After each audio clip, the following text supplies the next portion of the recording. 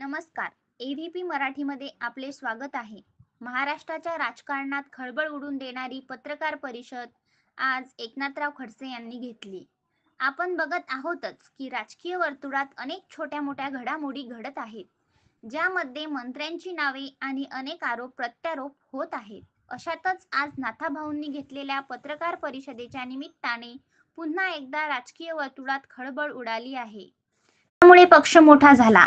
खडसेंनी अजित पवारांची video clip दाखवूनही केला दावा. माझ्या मुलाची सीआयडी चौकशी करा अशीही केली मागणी. यासह गिरीश महाजन यांना दिले खुले आवाहन. बघूया काय म्हणाले एकनाथ खडसे सविस्तर. आपल्या आमदारांवर फारसं बोलायचं नाहीये, कारण हे आमदार मीच वाढवलेले आहे, मीच घडवलेले आहे. आता आपलेच पोर आहे, त्याच्यामध्ये कधी चुकाही घडतात, कधी गौरवही करतात. ते नंतर आपण त्यांच्या संदर्भात समाजासमोर जाऊन मांडू. मूळ प्रश्न असा आहे की सर्व पत्रकार परिषद झाली यांची, पण जी पत्रकार परिषद मुळामध्ये घ्यायची होती किंवा राज्यभर जो विषय चाललाय हनी ट्रॅपिंगचा आणि प्रामुख्यानं प्रफुल्ल लोढाचा, त्या संदर्भात एकही शब्द बोलले नाही. फक्त नाथाभाऊला टार्गेट करत बसले. आणि ह्या सर्वात महत्त्वाचं म्हणजे मंगेश चव्हाणने एक मोठा आरोप नाथाभाऊवर केला, आणि तो म्हणजे चारित्र्यावर. मला जवळपास 1980 पासून तर आजपर्यंत 45 वर्ष झाले मी सक्रिय राजकारणात आहे. भाजपचे काम करतोय, खरेदी विक्रीचा चेअरमन होतो, सहकारी संस्थांचा अनेक वर्ष होतो, जिल्हा बँकेत 25 वर्ष आहे, अनेक ठिकाणी मी नेतृत्व केलेलं. आमदारकी म्हणून गिरीश म्हणतो मी 35 वर्षाचा आमदार झालो. मी 36व्या वर्षात आहे, कारण मी विधान परिषद सदस्य असल्यामुळे त्याच्यापेक्षा 1 वर्ष मी जास्त आहे. गिरीश महाजन मंत्री आहे, त्या अर्ध्या खात्याचे मंत्री आहे. मी आतापर्यंत 12 खात्याचा कॅबिनेट मंत्री होतो, आणि युती सरकारच्या वेळेस 6 खात्यांचा कॅबिनेट मंत्री होतो. 18 खात्याचा कॅबिनेट मंत्रीपद मी भोगलाय. हे आपले गिरीश भाऊ अर्ध्या खात्याचे कॅबिनेट मंत्री आहे, त्यांना पूर्ण खातं सुद्धा मिळालेलं नाही आहे. पण मूळ प्रश्न असा आहे की या ठिकाणी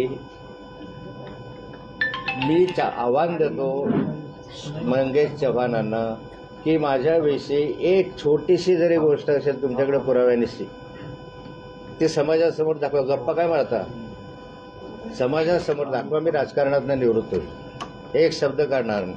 बाकी मी असं राजकारणातनं निवृत्त होणार नाही. मी जनमानसाचा प्रतिनिधी आहे. 45 वर्ष मी जनमानसामध्ये काम केलं आहे. जनतेचे प्रश्न महाराष्ट्राच्या विधानसभेत प्रकर्षाने मी मांडलेले आहे. शेतकऱ्यांचे, शेतमजुरांचे, साऱ्यांचे प्रश्न मांडण्याची भूमिका मला जनतेने दिलेली आहे. जोपर्यंत मी राजकारणामध्ये आहे तोपर्यंत हे प्रश्न मी मांडणार आहे, भांडणार आहे, काढणार आहे, चालू ठेवणार आहे. नुसतं सर्वांनी काही म्हटलं की तुम्ही बाबा म्हणून होणार नाही, पण त्याचे पुरावे द्या. आयुष्यातनं राजकारणाचं निवृत्त होईल. मूळ प्रश्न प्रफुल्ल लोढाचा आहे, मूळ प्रश्न गिरीश महाजनांचा आहे. गिरीश महाजनांचं नाव वारंवार का महिलांच्या संदर्भामध्ये येतं, हा माझ्या समोर असलेला मूळ प्रश्न आहे. गिरीश महाजन माझं काम कार्यकर्ते म्हणतात गिरीश महाजनांचं नाव घेतं, मी घेतच नाही बाबा. पहिल्यांदा असं आहे की प्रफुल्ल लोढाने गिरीश महाजनांच्या संदर्भामध्ये म्हटलं की याचे सगळे पुरावे माझ्याकडे आहे. जर हे मी बटन दाबलं तर सगळा हिंदुस्तान में टहलका मच जाएगा, असं त्याचा शब्द आहे, माझे नाही आहे. हे गिरीश महाजनांविषयी बोललेलं प्रफुल्ल लोढा आहे. मग प्रफुल्ल लोढाने गिरीश महाजनांचंच का नाव घेतलं? दुसरं असं आहे की यामध्ये मागच्याही कालखंडामध्ये गिरीश महाजनांचे एका IAS महिला अधिकाऱ्याचे संबंध आहे असा आरोप मी नव्हता केला, तर अनिल थत्ते नावाच्या एका पत्रकारानं केला होता. पण त्यांनाही गिरीश महाजनांचंच नाव त्या IAS महिला अधिकाऱ्याशी का जोडावं असं वाटलं? तिसरं महत्त्वाचं असं आहे की महाराष्ट्राच्या विधानसभेमध्ये माननीय अजितदादा पवारांनी विधानसभेमध्ये हे सांगितलेलं आहे. त्याची क्लिप मी तुम्हाला ऐकून दाखवतो, नंतर मग तुमच्याशी बोलता. ऐकून दाखवतो क्लिप. आता माझं भाषण होतं अंकल काकीला सांगितलं, काकी किती काकी आहेत ते बघावं लागेल आपल्याला. अध्यक्ष महोदय, आता हा अजितदादांचा महाराष्ट्राच्या विधानसभेमधला काय म्हणतात भाष्य आहे. त्यांनी गिरीश महाजन ज्यावेळेस त्यांना मधून मधून बोलत होते त्यावेळेस अजितदादांनी याच्यामध्ये म्हटलेलं आहे, काका बसा गुपचूप, नाही तर मला काकीला सांगावं लागेल तुमच्या मागे किती काकी आहे. मग या किती काकी आहे ते गिरीश अजित पवारांनी का म्हटलं असं, गिरीश भाऊंच्या काकीशिवाय आणखी किती काकी आहे. हे तर मी म्हटलं नव्हतं, अजितदादांनी म्हटलं. काल अजितदादा म्हणाले की पुरावा द्या. आता पुरावा द्यायची दादा गरज काय, तुम्ही स्वतःच बोललेले नाही, तेवढे पुरावे तुम्ही शोधायचे. हा प्रफुल्ल लढा हा तुमच्या ताब्यात आहे, माझ्या नाही आहे. तुमच्या ताब्यामध्ये हा प्रफुल्ल लोढा आहे. त्या प्रफुल्ल लोढाच्याकडून माहिती काढण्याचा प्रयत्न तुम्ही करत आहात. माझा तर मागच्या वेळचा डाव केला मी की याचं प्रफुल्ल लोढाकडनं जी माहिती जमा करते त्याच्यामध्ये जर मंत्र्यांचे काही असतील तर ते बाहेर येण्याची शक्यता नाहीच. सरकार हा प्रकार करता येते तिथं दडपण्याचा प्रकार करता आहे. म्हणून काल जे आमच्या खोडपे सरांनी विनंती केलेली आहे तीच मी परत सांगतो की प्रफुल्ल लोढाचे नार्को टेस्ट करा, सारं दूध का दूध पाणी का पाणी समोर येईल, त्याचे नार्को टेस्ट करा ना तुम्ही. मग या संदर्भामध्ये मूळ विषय घेऊन प्रफुल्ल लोढांचा विषय सोडून, हनी ट्रॅपच्या संदर्भामधलं सोडून, नाशिकचा हनी ट्रॅप आहे, ठाण्याचा हनी ट्रॅप आहे, या संदर्भात आपल्या अंधेरीचा हनी ट्रॅप आहे, पुण्याचा हनी ट्रॅप आहे. हनी ट्रॅप हा विषय आहे ना, त्याच्याविषयी बोलत जा ना. त्याची चौकशी काय झाली, त्याच्यामध्ये समोर काय आलं, किती मुलींचे नावं समोर आले, किती अधिकाऱ्यांचे नावं समोर आले, हा तुमच्या ताब्यात माणूस आहे ना, त्याचा शोध तुम्ही घ्यायचा ना. आम्ही कशाला त्याच्यामध्ये हे पडायचं आहे. मग त्या संदर्भामध्ये त्याचे नार्को टेस्ट करत त्याच्यावर 3 गुन्हे दाखल आहे. तुम्ही वारंवार गिरीश महाजनांनी चॅलेंज केलं, चॅलेंज त्यांनी माझ्या मुलाच्या संदर्भामध्ये हा हत्या आहे का खून आहे का त्या संदर्भात आत्महत्या आहे वगैरे वगैरे प्रश्न उपस्थित केले. मी आजही चॅलेंजनं सांगतो, मी मला खालच्या स्तरावर बोलता येईल मंगेश महाजनसारखं, काय म्हणतात त्या मंगेश कोण आहे तो त्याच्यासारखं, पण मी चॅलेंज अजूनही करतो गिरीश महाजनांना. तू वारंवार मुलाच्या संदर्भामध्ये बोलतो, खोटं बोलतो, तुला खोटं बोलण्याची सवय आहे आणि त्या माध्यमातून जर म्हणतोय तर मी तुला चॅलेंज करतो, असेल खरी ताकद तुझ्यामध्ये तर मुलाच्या खुनाच्या संदर्भातले सीबीआयची चौकशी करा. ते आव्हान स्वीकारायचं म्हणे, हा प्रश्न सुटला, आपण मिटेल कसा. सीबीआयची चौकशी करा. सत्य जनतेसमोर भ्रम का पसरवत आहात. पुरावा द्या. नाथाभाऊ म्हणतो पुरावा द्या, तुम्ही म्हणता पुरावा द्या, मग तसे पुरावे द्या ना तुम्ही पण, की नाथाभाऊच्या चारित्र्यावर पुरावा द्या एखादा पुरा. मी तर राजकारणात नाही, आयुष्यभर मी जपलाय आणि मी गप्पा केल्या आहेत, तासन तास गप्पा केल्या आहेत. गुलाबी गप्पा नाही केल्या, गप्पा केल्या, पण माझ्या मुलींशी केल्या. दुसऱ्याच्या मुलीशी नाही किंवा दुसऱ्याच्या बायकोशी नाही गप्पा केल्या, माझ्या मुलींशी मी गप्पा केल्या. तुम्ही कशाची गप्पा केल्या सगळ्या जनतेला माहिती आहे. आणि मग दुसरा प्रश्न आणखी माझा चॅलेंज, तर दुसरं माझं स्वीकारावं. माझी 5 वेळा माझ्या प्रॉपर्टीची चौकशी झाली. 2 वेळा इन्कम टॅक्सने केली, 2 वेळा अँटी करप्शनने केली, 1 वेळा ईडीने केली. 5 वेळा झाली. सर्व चौकशी बरोबर आहे, योग्य आहे, कायदेशीर आहे अशा स्वरूपाचं त्यांनी मला सर्टिफिकेट दिलेलं आहे वारंवार. या सर्टिफिकेट म्हणजे आमचं सीएकडे कळवलेलं आहे वारंवार या संदर्भात. आत्ता माझा प्रश्न जो आहे की तुमची प्रॉपर्टी मी देतो आणि मी सांगतो तुम्हाला, तुम्ही जरा सरकारला सांगे हो नाथाभाऊचं आव्हान मी स्वीकारलंय, माझ्या प्रॉपर्टीची चौकशी राहा. हो न्याय द्या, पाण्याची का पाणी, दूध का दूध.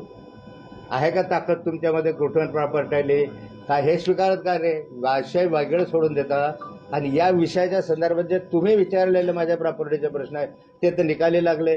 त्याचं सर्टिफिकेट मला मिळाले, ईडी सारख्याने दिलं, इन्कम टॅक्सने दिलं. आणखी कोण आहे या जगामध्ये मोठं सर्टिफिकेट द्यायला.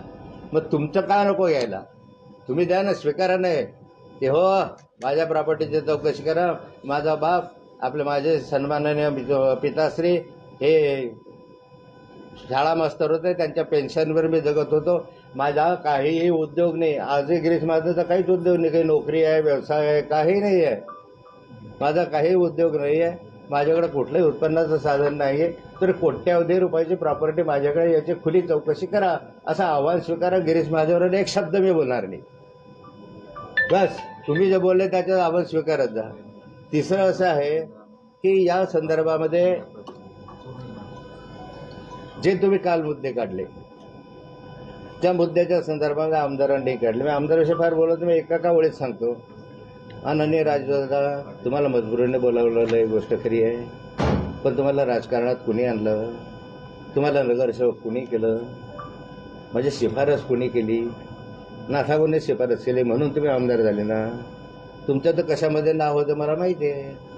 सगळ्यांनी राजू मामांना तिकीट देऊ नये असा आग्रह धरला होता. कारण राजू मामाचं नाव सेक्स स्कॅन्डलमध्ये होतं. तरी मी म्हटलं हे चुकीचं आहे, खोटं आहे, मी खात्री केलेली आहे, राजू मामा तिकीट दिलं पाहिजे म्हणून तिकीट दिलं राजू मामा तुम्हाला. आदरणीय संजय सावकारे साहेब नाथाभाऊने आणलं या ठिकाणी म्हणून तुम्ही आज मंत्री साहेब भाजपचे. आणि हा अमोल तर अजून छोटा, त्यांना माहिती नाही की त्याच्या वडिलांसाठी मी किती खस्ता घातलेला आहे, किती मेहनत केलेली आहे. अगदी मरेपर्यंत मी होतो तुझ्या वडिलांकडे. मरायच्या वेळेस इंजेक्शन पाहिजे होते कोरोनाच्या संदर्भात, ते इंजेक्शनसाठी धावपळ रात्रभर केली. ज्यावेळेस हरिभाऊचा जीव गेला त्यावेळेस त्या क्षणाला मी इंजेक्शन आणून दिलं होते ना.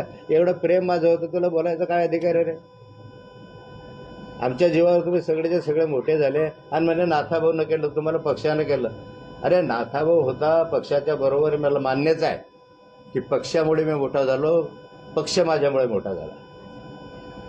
आणि पक्ष जो मोठा झाला, पक्षाविषयी मी कधीही आजपर्यंत, तुम्ही पत्रकार आहात, भारतीय जनता पार्टीविषयी मी कधीही वाईट बोललेलो नाही.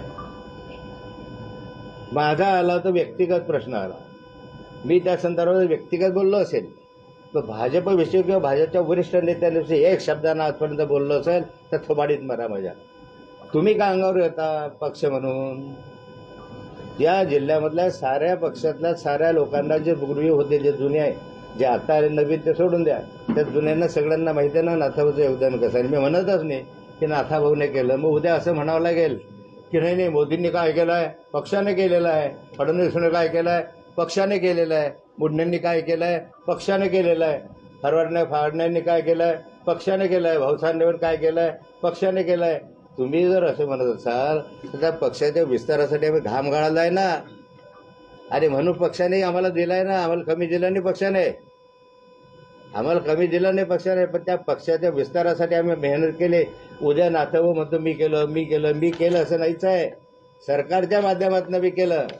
विकासावर जर यायचं असेल, तुम्ही काल विकासावर बोललाल, तर विकासावर यायचं असेल तर या जिल्ह्यामध्ये जो काही विकास दिसतो इरिगेशनचा, तो नाथाभाऊने या ठिकाणी तापी सिंचन विकास महामंडळ स्थापन केलं म्हणून धरणं झाले. आधी गिरीशच्या मतदारसंघात अलीकडे जे धरणं झाले असतील, एक सुद्धा धरण गिरीश महाजनने केलेलं नाही, एक सुद्धा.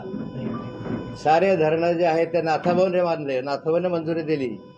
या ठिकाणी तुम्ही वाघूर धरण म्हणतो आपण, वाघूर धरणाच्या संदर्भात वाघूर धरण आमच्या कालखंडामध्ये झालं म्हणून जळगाव शहराला पाणी आलं. जळगावमधल्या प्रत्येक तालुक्याला ITI नाथाभाऊंच्या कालखंडामधला निर्णय आहे. जळगावचं शासकीय इंजिनियर नाथाभाऊंच्या कालखंडातला निर्णय आहे. जळगावला कृषी महाविद्यालय म्हणजे शासकीय कृषी महाविद्यालय नाथाभाऊंच्या कालखंडामध्ये झालं. अनेक प्रकल्प माझ्या कालखंडामध्ये सरकारच्या मदतीनं मी केले. पण नाथाभाऊ होता म्हणून तापी महामंडळ झालं नाकारता येईल का? गिरीशभाऊ होता म्हणून काय झालं? तू तर अर्ध्या खात्याचा मंत्री आहे ना, अर्ध्या खात्याचा मंत्री आहे, तुझ्याकडे लोडे वेळी आहे. एवढासा लोड आहे फक्त एका महामंडळाचा, 1-2 महामंडळाचा. या महामंडळामध्ये प्रगती करून दाखवा ना तुम्ही. माझ्याकडे तर 16 खाते असताना सुद्धा मी कारभार सांभाळत होतो. अर्ध्या खात्याचं असताना काय आणलंय विकासाच्या दृष्टीनं? कुठे गेला टेक्स्टाईल पार्क? 2016च्या महाराष्ट्राच्या विधानसभेच्या याच्यामध्ये टेक्स्टाईल पार्कचा उल्लेख मी केला होता. कुठे कोणता प्रकल्प या मंत्र्यांनी आणि या आमदारांनी या जिल्ह्यात एक मोठा प्रकल्प आणलाय सांगा. मेडिकल कॉलेज अजून परवानगी नाही आहे बरं, त्या जागेंची वगैरे भानगड चालू आहे, त्या विमानतळाची भानगड चालू आहे, पण विनाकारणचं काम चालू आहे. मी त्याच्यावर जात नाही, झालं पाहिजे अशी माझी इच्छा आहे. पण मला सांगा की एवढे मंत्री एकत्र येतात, एक प्रकल्प सांगे. हो नाथाभाऊ, तू काय सांगतोय की वाघूरचं धरण बांधलं, अंजनीचं धरण बांधलं, गुडचं धरण बांधलं, 40गावचे सगळे धरणं बांधले, सगळे धरणं त्या कालखंडात मंजुरी दिली. आम्ही हे केलं आहे, एक धरणाची मंजुरी दिली आणि एक धरणाचं काम पूर्ण करून दाखवलं असं म्हणून दाखवा बरं. अर्ध्या खात्याचे मंत्री आहे ना तुम्ही, तुमचा तर पूर्ण अधिकार आहे. विकासावर काय बोलू शकता तुम्ही? नाथाभाऊ समोर विकास? अरे अगं महाराष्ट्राचा विकास नजरेसमोर ठेवला आम्ही, एखाद्या 40गावचा किंवा एखाद्या सासुरवाडीचा किंवा एखाद्या जामनेरच्या मतदारसंघाचा नाही गेला. माझ्या दृष्टीने अख्खा महाराष्ट्र होता आणि महाराष्ट्राच्या विकासाच्या दृष्टीने मी कधीमध्ये हे करणार नाही. माझा आवाज दडपण्याचा प्रयत्न करू नका. मी कधी कुणासमोर झुकलेलो नाही आहे, झुकणार पण नाही आहे आणि मी शेवटापर्यंत जाणारा माणूस आहे. तुम्ही थांबा, विषय शेवटापर्यंत नेणारा मी माणूस आहे. पशु महाविद्यालयाचं काय झालं? मंजूर पशु महाविद्यालय. इथे शासकीय ॲनिमल हजबंडरीचं पशु महाविद्यालय मंजूर आहे. का नाही होत आहे? वरणगावचं पोलीस प्रशिक्षण केंद्र गोपीनाथ मुंडेंच्या कालखंडात मंजूर होतं. आतापर्यंत ते आता SRPचं केलं ते झालं नाही अजून. 30-30 वर्ष प्रकल्प पूर्ण होत नाही. 25-25 तुम्ही काय करता मंत्री आमदार या ठिकाणी? त्याच्यासाठी काय एकत्र येत नाही? जळगाव जिल्ह्यामध्ये केळीचं नुकसान झालं त्याच्यासाठी काय एकत्र झाले नाही? या धरणांसाठी पूर्ण पैसा मिळावा म्हणून काय एकत्र झाले नाही? एकत्र कर्जमाफी करावी सरकार शेतकऱ्यांचं का नाही झालं तुम्ही एकत्र? बोंबला नाही, एकटा नाथाभाऊ बोंबलत राहतो विधानसभेमध्ये. शेतकऱ्यांचे प्रश्न फक्त आपल्या जिल्ह्यातल्या माध्यमातून नाथाभाऊंनी मांडले, संपूर्ण महाराष्ट्राचे कर्जमाफीच्या वगैरे. तुमचा आवाज का दडपला गेला त्या ठिकाणी? का बोलले नाही शेतकऱ्यांच्या विषयी, शेतमजुरांच्या विषयी? रेमंड कामगार हृदयानं काढून टाकले. ते एका लेवा समाजाचे होते म्हणून काढले ना तुम्ही? सामाजिक दृष्टिकोन मी कधीही ठेवला नाही, मी कधीही समाजावर बोललो नाही. पण एका समाजाच्या नेत्याला टार्गेट करण्याचं काम तुम्ही करता ते यासाठी की हा समाजाचा नेता गेल्यानंतर यांना सगळ्याच्या तिकडे रान मोकाट होईल, मग काहीतरी बेछूट आरोप करायचे. म्हणून या ठिकाणी कथा मी धर्म जात पंथ हे कधी आयुष्यात मानलं नाही. माझ्यासमोर विकास हे ध्येय राहिलेलं आहे आणि नेहमी विकासाच्या दृष्टीनं मी भांडलेलो आहे. हे काम माझं पुढेही मी चालू ठेवणार आहे.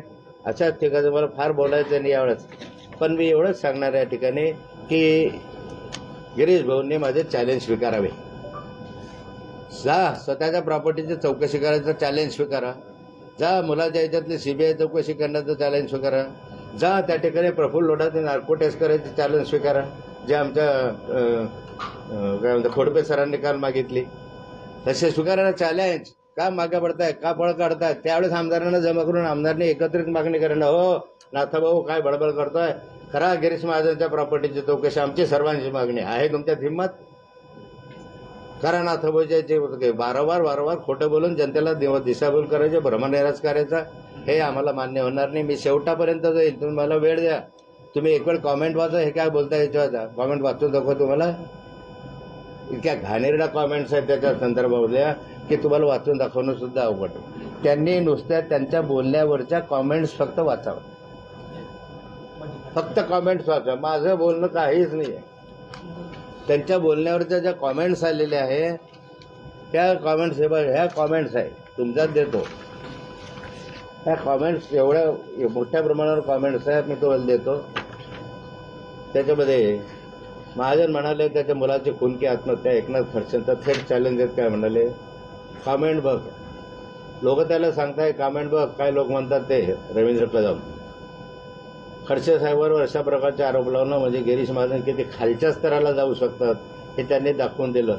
मुंडे खडसे यांनी हा पक्ष राज्यात चांगल्या पद्धतीने वाढवला, पण त्यांच्या वृक्षाला या गिरीश महाजनसारखे विषारी फळं देखील लागले. कोणतंही पान हा बोलतो आणि लगेच मूर्ख म्हणतो की ते खालच्या पातळीवरचा आहे. हा गिर्या मूर्ख आणि बेअक्कल आहे. हे कोणतंही पान काढा तुम्ही याच्यावर. या पानावर हे अशा आहेत की चमच्याचा चमचा नाथाभाऊ मंगेश चव्हाणांच्या बापाच्या वयाचा माणूस, मंगेश चव्हाणांच्या बापाच्या वयाचा माणूस आहे. संयमित भाषेत एकमेकावर टीका जरूर करावी, मात्र भाषेची मर्यादा पाळा.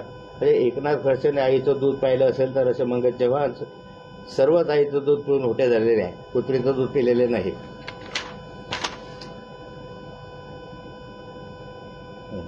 एका वाघासमोर लांडग्यांची फौज जमावी लागते. बाप तर बापच असतो. बाकीचे अनेक आहेत आणि फेक अकाउंटचे तुम्हाला दाखवतो. हे फेक अकाउंट आहे.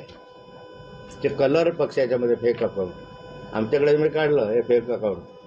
आता याच्यात आहे माझ्या विषयाच्या टीका आहे त्याच्यात. हा की तुम्हाला आता जनतेपेक्षा स्वतःचं वर्चस्व जास्त महत्वाचं वाटतं. कोण म्हणताय? Angel queen beneath. Angel queen beneath एक मुलगी म्हणते. दुसरं, स्वतःच्या अपयशाचा खापर कायम दुसऱ्यावर फोडू नका. कोण म्हणताय? टेरेसा फ्लोरेस मुलगी म्हणते. संदीप देशमुख. महाजन हा चमडी चोर आहे. पूजा खाणार. खुर्चीसाठी कोणीही तोंड लावायला तयार. हाच तुमचा इतिहास. ही पण मुलगीच आहे. आता जेमना ह्युजेस सत्ता गेली की तुम्ही अचानक शुद्ध आणि प्रामाणिक झालात का? ही पण मुलगीच आहे. पुढे प्रबुद्ध शर्मा ह्या सगळ्या मुलींचेच नाव आहे याच्यात. आता हे विलास गायकवाड BHRचे पैसे द्या गिरीश भाऊ तुमच्या हातात असेल तर. काय फेक अकाउंटवरच्या माझ्या विषयात प्रतिक्रिया, पण त्याच्यातही त्याच्याविषयी चमडी चोर वगैरे म्हणतात. पण त्यांचाच अकाउंट फेक आहे. माझं म्हणणं एवढंच आहे, जरा आत्मचिंतन करा आणि जेवढ्या खालच्या कॉमेंट्स आले असतील, जेवढ्या न्यूजपेपरवर आपल्या याच्यावर काय म्हणतात तुमच्या सोशल मीडियामध्ये, तेवढं फक्त वाचा. बाकी काय म्हणून त्याच्यातनं नाथाभाऊ कसा आहे आणि गिरीश भाऊ कसा आहे हे ज्ञान समाजाला झालेलं आहे, ते तुम्हाला पण होईल. बाकीचं मला आता याच्यावर काही बोलायचं नाही. पण मी एक 3-4 दिवसात आणखी येईल. हा विषय गिरीश भाऊ म्हणतात संपलेला आहे, पण हा विषय संपणार नाही जोपर्यंत प्रफुल्ल लोढा जेलमध्ये आहे. माझी वारंवार मागणी राहणार आहे की प्रफुल्ल लोढाची नार्कोटेस्ट केली पाहिजे. त्याच्या संदर्भामध्ये जे काही ते सत्य बाहेर आलं पाहिजे. तुमच्या ताब्यात आहे ना, तुमच्या ताब्यात असताना तर नार्कोटेस्टसाठी वाट कोणाची बघायचे? तुम्ही पुरावे जमा कराल याच्यावर आता विश्वास जनतेचा राहिला नाही. कारण पुराव्यामध्ये मंत्री दिसतील, मंत्री दिसले तर बाहेर तुमचं बदनामी होईल, मग पोलिसच त्याला पकडतील, त्यावेळेस पुरावे जमा करतील. त्याच्यासाठी नार्कोटेस्ट करा, सत्य समोर येईल. आणि जोपर्यंत लोढा प्रकरण चालू आहे तोपर्यंत तुमच्यासमोर आम्ही हीच मागणी करत राहणार.